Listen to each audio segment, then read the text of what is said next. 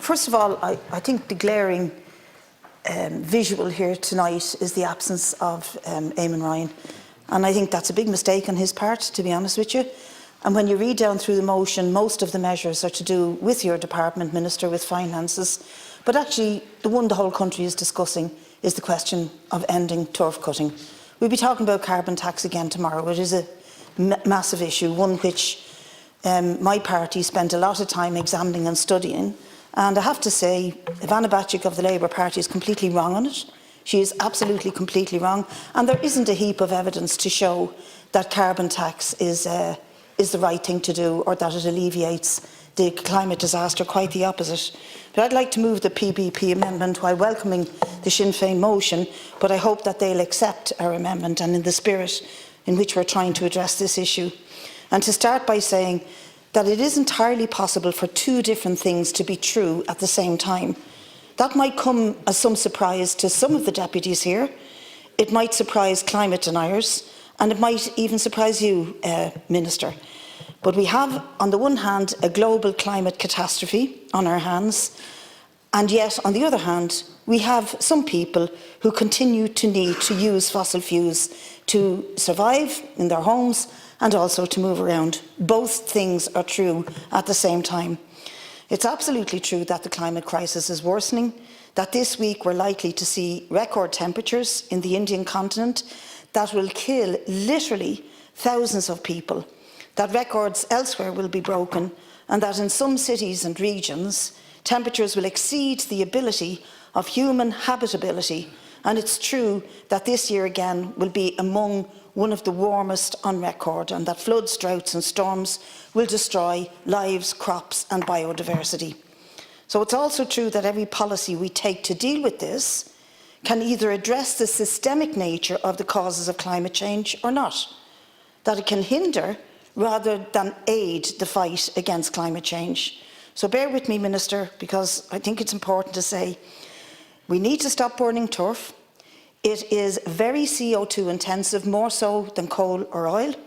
It's a potential pollutant in the air, although I'll just say this in passing.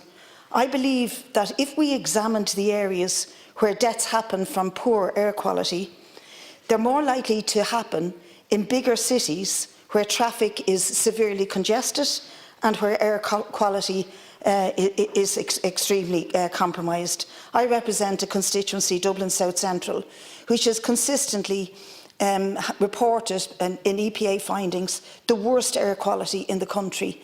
And I represent many older and vulnerable people in that constituency who have chronic respiratory conditions and can't even access SEIA grants or other state help. And by and large, they don't burn turf, but they are subject to the burning of some illegal fuels and mostly to traffic congestion. Now, nevertheless, we'll add turf for the reasons of my argument. We'll add turf to the reasons, to the list of things that we have to move away from burning and extracting at wholesale. We also need to stop driving petrol cars and diesel engines. We need to stop burning gas to heat homes. We need to stop building data centres that consume vast quantities of water and energy. And what is the point of banning turf cutting and then facilitating the building of liquefied natural gas terminals throughout the country?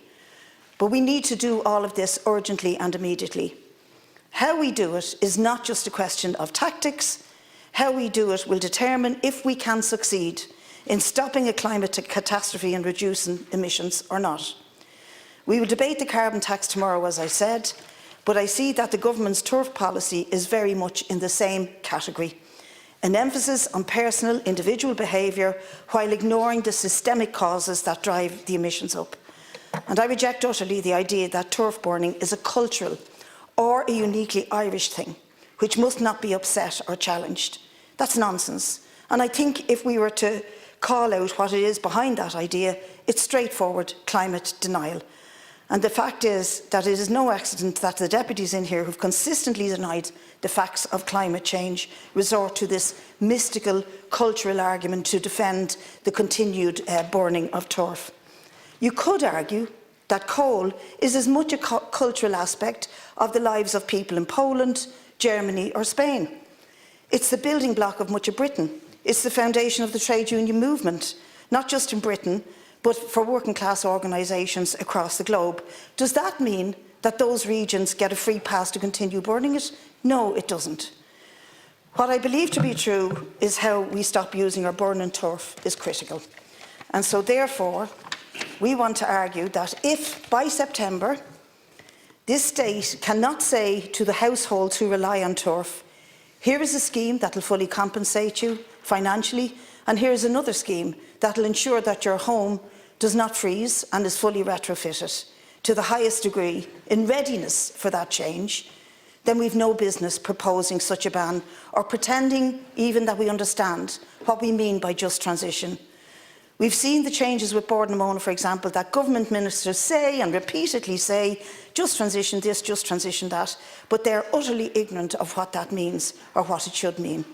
So, just want to finish with a warning to the Greens and others: when you support policies in action which allow, as this proposal has, political and vested commercial interests to rail against the impact of your policy on vulnerable households or community, you do absolutely no good to the fight against climate change. You give succour to and shore up the arguments of deniers and sceptics, and you drive away ordinary people from the fight against the biggest single crisis facing humanity.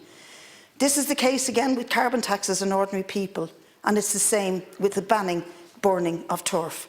We must translate climate action into policies which win people to the urgency of the fight, and in this case that starts with saying we need to make this change, and this is how we will make it while we help you and those of you who are most affected by it. That's why I'm asking the government to take our amendment seriously and prioritise those households affected by any restriction on turf burning for retrofitting.